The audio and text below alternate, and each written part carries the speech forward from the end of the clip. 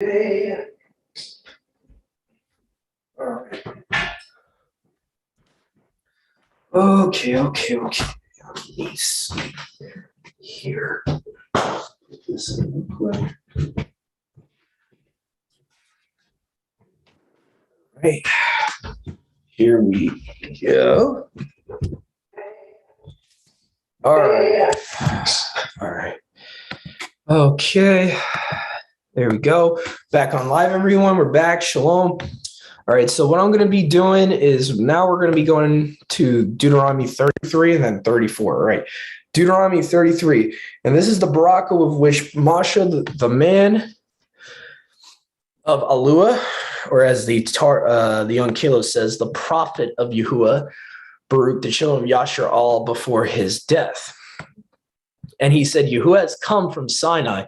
So this is the verse I'm referring to that's prophesied in Enoch. That's fulfilled in Deuteronomy. And he said, Yahuwah has come from Sinai and has appeared from Mount Seir to us. It has shown forth from Mount Paran with 10,000s of set apart ones. What's interesting to me is that the Septuagint here actually keeps the Hebrew word here. That's interesting to me. 10,000s of Kadash on his right hand. And so it says, and on his right hand, his Malachim with him. So notice how it's identifying set apart ones as Angelos, not humans. Interesting. And he spared his people and all his set apart ones under his hands. So now he's likening his set apart ones as his people. See, there's a connection here. And they are under you, and he received of his words. And I like how the Unkilos here says they journeyed by your word. Interesting. The law which Moshe commanded us, an inheritance to the assemblies of Yaakov. Interesting. So the Torah is like an inheritance to us. Interesting. He shall be prince with the beloved one. When the princes of the people are gathered together with the tribes of Yasher all. What's interesting is that the Unkilos makes it a little bit clearer who the prince or king is referring to. It says, and he, meaning Yahuwah, Yahusha, was the king in Yasharal, and when the heads of the people were gathered with the tribes of Yasharal. Interesting. Let Reuben live and not die. Let him be many in number. So this is kind of like the Baraka that was first given in Genesis 48. So it's very similar to that. And this is the Baraka of Yehuda. Hear Yahuwah, the voice of Yehuda, and visit his people. His hand shall contend for him, and you shall be a help from his enemies. So that's very encouraging to the tribe of Yehuda there. Yahuwah is their help. And to Levi said, let Levi give his manifestations. So meaning, the Torah, the law, the ordinances, and his truth to the set apart one, whom they tempted in the temptation. They reviled him at the water of strife. Who says to his father and mother, I have not seen you, and he knew not his brother, and he refused to know his sons. He kept your oracles and observed your covenant. They shall declare your ordinances to Yaakov, and your law to Yasher all. Okay. All right. They shall place incense in the time your wrath. The reason I didn't read of thereof is like kind of in italics here, just to let you know. So in the time your wrath continually upon your altar. Barak his substance, O Yahuwah, and accept the work of his hands, break the loins of his enemies that have risen up against him, and let not them that hate him rise up. And to Benjamin, he said, the beloved of Yahuwah shall dwell in confidence, and Elohim overshadows him always, and he rested between his shoulders. And Yosef, he said, his land of the Baraka of Yahuwah, of the seasons of sky and dew, of the deeps of wells below. So that's interesting. Possibly talking about the waters under the waters. And of the fruits of the changes of the sun in season, and of the produce of the months. Go ahead, Joshua. Just something I thought was interesting when I was looking at these prophecies, particularly the one about Benjamin and Yahuwah overshadowing him always. It seems that the land that Benjamin inherited was right next to where the Levites would have been performing their duties. I think that would be where the temple was. But their land was like right next to that. So that could be what is being referred to as him always overshadowing Benjamin. Interesting. That's really interesting. What I find interesting here is verse 15. It says, from the top of the ancient mountains, from the top of the eternal hills, out of the fullness of the land in season, let the things pleasing to him that dwelt in the bush. Interesting. Come on the head of Joseph and on the crown of him who was esteemed above his brothers. That's interesting. Maybe Deuteronomy 32:15 might be linking back. What chapter in Genesis, Mom, is that vision that Joseph has where he's esteemed above his brothers? That seems to be a clear parallel to that. It's actually even saying that it's comparing Yahusha. It's saying, and the favor of him whose esteem is in the heavens and who was revealed unto Masha at the bush. According to the Unkilos, it's referring to Yahusha here. I think that would be Genesis 37 where he has his dreams. Wow. So Genesis 37 and Deuteronomy 32:15, there's a parallel there that on the head of Yosef, upon the man who was separated from his brothers. I kind of actually like the Septuagint over the Unkilos. It says esteemed above his brothers, which is actually what happened. That's literally what happened. His beauty is as the firstborn bull, his horns, the horns of a unicorn.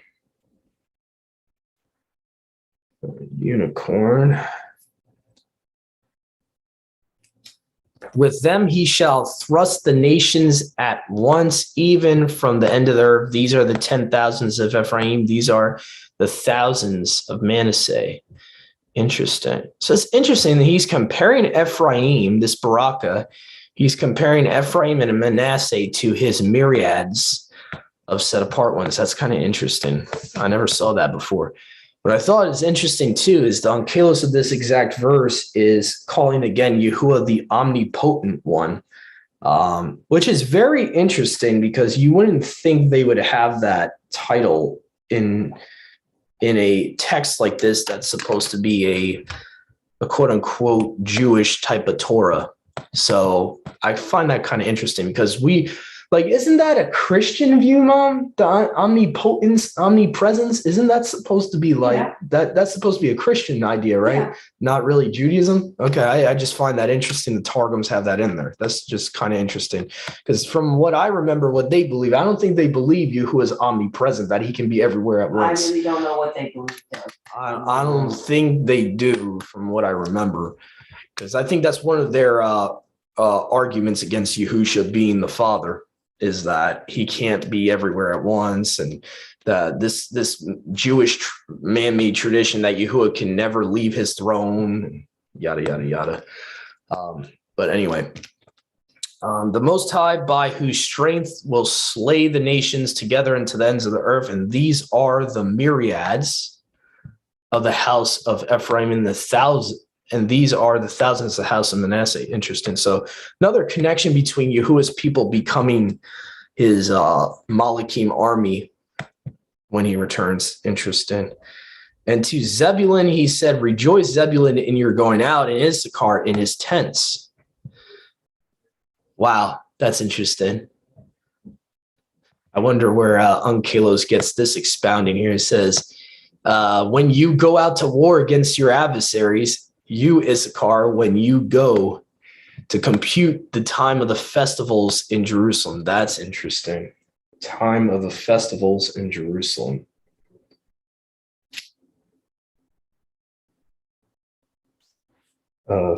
Festivals in Jerusalem. Okay, let's see here. All right. All right, so they shall utterly destroy the nations. You shall call there, and there offer the sacrifice of righteousness, for the wealth of the sea shall suckle you, and so shall the emporiums of them that dwell by the seacoast. That's interesting. So definitely seems to hint that Yahuwah's Levitical system coming back in the millennium there. They shall offer sacrifices. Because it's talking about the destroying of the Gentiles in that context. So that's definitely post wrath of Yahuwah.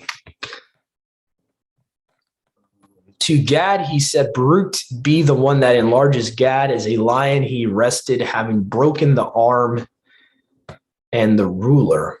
And he saw his first fruits, that there the land of princes gathered with the chiefs of the people was divided. Yahuwah works righteousness, and his right ruling was with Yasharal. And to Dan he said, Dan, a lion's whelp, and shall leap out of Bashan. And to Naphtali he said, Naphtali, the fullness of Tob things, and he let him be filled with the Baraka from Yahuwah. He shall inherit the west and the south. And to Asher he said, Asher is Baruch to his children, and he shall be acceptable to his brothers. He shall dip his food in oil. His sandals shall be iron and brass, as your days be, so be your strength.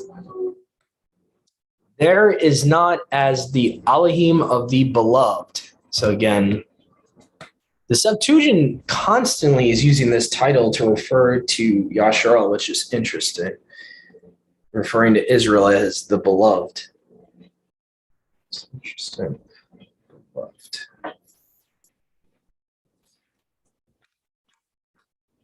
He who rides upon the heavens is your helper, and the magnificent one of the firmament. I personally love that title, the magnificent one of the firmament.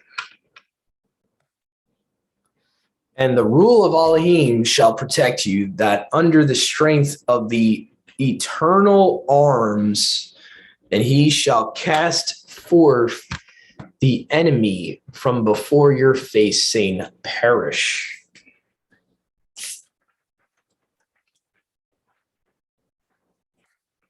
Make a little note here. So Deuteronomy 33:27. So it has the eternal arms, according to the Unkelos, equal his word. It's interesting because you hear these songs all the time. What's that one group? Leaning on the everlasting arms. That's on the afters, right? Marvelous. Yeah. No. The afters. Well done. No. I don't know. No. I guess my mom forgot about this song. This came out this year. It's pretty recent. It's called Leaning. Yeah. I could have swore the afters made this song. Could have swore that. They probably took it from a very old hymn, because we used they're the same people that made what is it called? God is on the move. Okay. Who's the group that does that? Seventh Time Down, I think they're called. Yeah. Seventh Time Down. Leaning. Yeah. Lean On, I mean. Yeah. So these guys made a song called Lean On, which was pretty much this concept we just read about. That's the reason I brought it up, was the eternal arm being Yahusha. They even a Christian musical group gets that concept. Yep. Go ahead, Brother Joshua. Just going back a little bit towards 33:19, it just they shall call the people on the mountain, and there they shall offer sacrifices of righteousness, for they shall suck of the abundance of the seas and of treasures hid in the sand. That just, to me, it seems to point to the grafting in of the Gentiles, of the grafting in of the nations. Seas, being the nations, and also Abraham is told that his descendants would be as numerous as the sands of the sea. Just kind of seems what that's pointing to, in my opinion. Interesting. Treasure is hidden in the sand. His word is hidden in us. I don't know if that's what that's referring to, but that's what it seems like to me. That's interesting. I do see here in verse 28, the verse we're about to get to here, it says, Yasharel shall dwell in confidence alone on the land of Yaakov. So it seems like no more trotting of the Gentiles. You could say verse 28 is definitely post-tribulation. Okay, one of the reasons is because if there's no Gentiles in the land at that point, that means that the trotting of the Gentiles has come in full and is over already at that point. It says, alone on the land of Yaakov with grain and wine, and the sky be misty with dew upon you.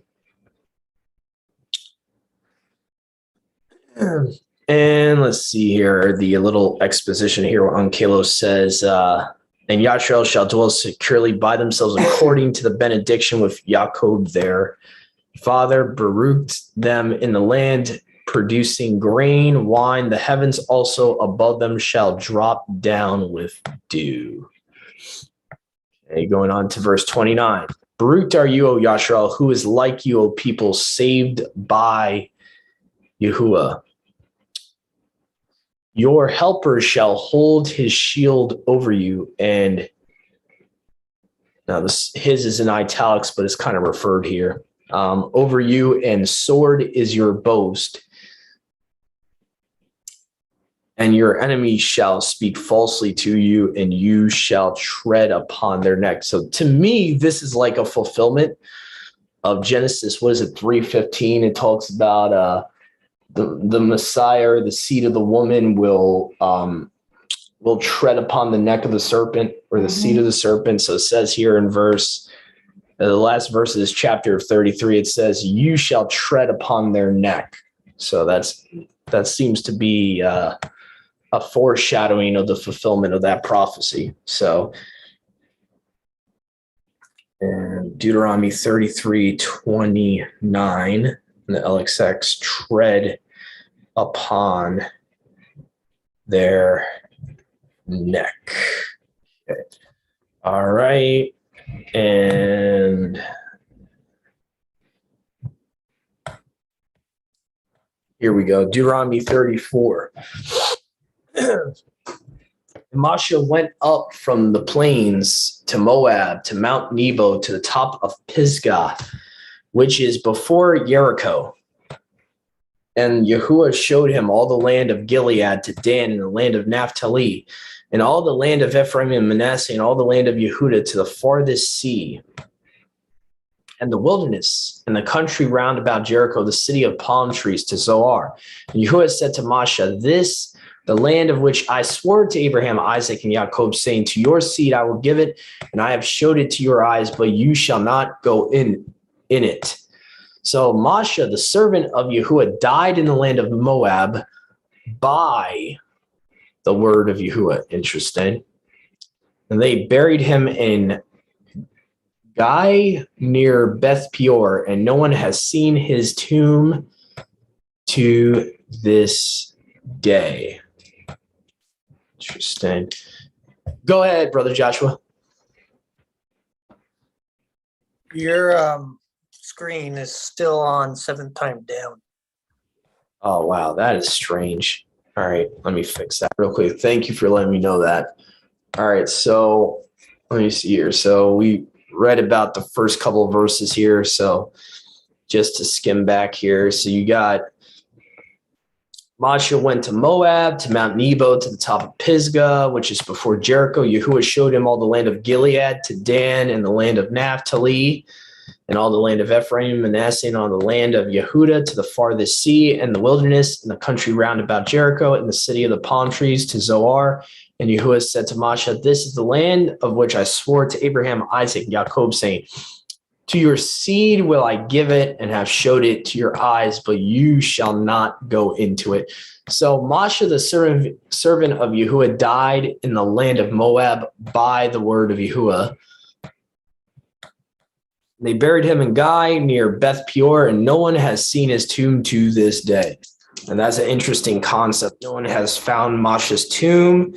It seems like only Yahuwah knows where he's buried, because then you get the transfiguration with him and Elijah being brought out of their tombs to be in the transfiguration with Yahusha.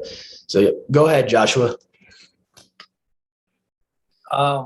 Just on a different note, I just got to say, I don't think chapter 34 was written by Masha. Oh, wow. Yeah, nah, he's dying. I think even Jewish tradition, right, Mom? They ascribe it to what, Joshua that he wrote chapter 34. Yeah, I think even they understand that concept. They, I think, a more accurate title for the Torah would be the first 4.5 books of Moses, you could say. And Joshua kind of took over as a scribe at that point. And pretty much, I mean, already before that point, we see that in Deuteronomy where he gets him ready. What is it, like 2 chapters earlier, 3 chapters earlier? Mm-hmm.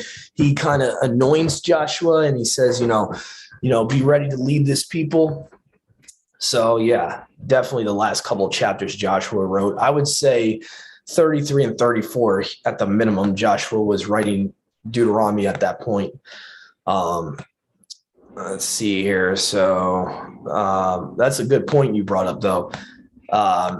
Masha was 120 years old at his death, so I would say this is a fulfillment of Genesis 6 right here. This is finally where we start to see consistently the new life expectancy post-flood. 120 years old, and he dies at 120 years old. And his eyes were not dimmed, nor were his natural powers destroyed. And I don't understand what natural powers mean. That's a little weird wording. I like the on Kalos it says the radiance of his face didn't change. That makes a lot more sense. And the children of Yasharal wept for Masha and Arabeth of Moab at the Jordan near Jericho for 30 days, and the days of weeping and mourning were for Masha were completed. So today, the way we mourn for people is a little unnatural. Like this whole idea that we constantly are mourning for our loved ones a year or 2 after they already died. That's something you don't really see in scripture, just something I'm taking notice of. Usually it's a month or so. It's a month. And that's it. It's like, time to move on. But anyway, I think that's interesting. Yahusha, the son of Nun, was filled with the spirit of wisdom. And I would recommend you, those that don't know who wisdom is, I would recommend you watch our debunking of the divine feminine heresy that's out there. Who is wisdom? Divine feminine debunked. It's on the YouTube channel. So please check out that study that will explain verses like this. Who is the Ruach of wisdom? Okay, that's obviously Yahusha here. Okay, so Yahusha basically filled in a spirit form, filled in Yahusha, son of Nun, which is kind of cool. So the spirit of Yahusha was in him. For Masha had laid his hands upon him, and the children of Yasharal hearkened to him, and they did as Yahuwah commanded Masha. And there arose up no more prophet in Yasharal like Masha, whom Yahuwah knew face to face. This, I think, is so important, especially in today where you have all these weird sects and cults and religions that come from some guy supposedly being given a secret message by an angel or by Yahuwah directly, supposedly. Like when I read this verse, I think of Mormonism and how they say, well, Joseph had a close encounter with the Messiah and all that. According to the Torah, no, there was no other prophet that knew him like Masha knew him. And to me, that debunks Mormonism, in my opinion. That completely shows that's false. The idea that the angel gave him this new belief system that not even the apostles preached and all that. So anyway, so that was the end of Deuteronomy 34. Now we're going to be doing a short intermission. We're going to be going to our first prophet of the day here, which is going to be 2 Samuel. So just stay tuned. I'm going to be doing a new recording here. So please stay tuned for 2 Samuel chapter 22. We'll be right back. Okay, so just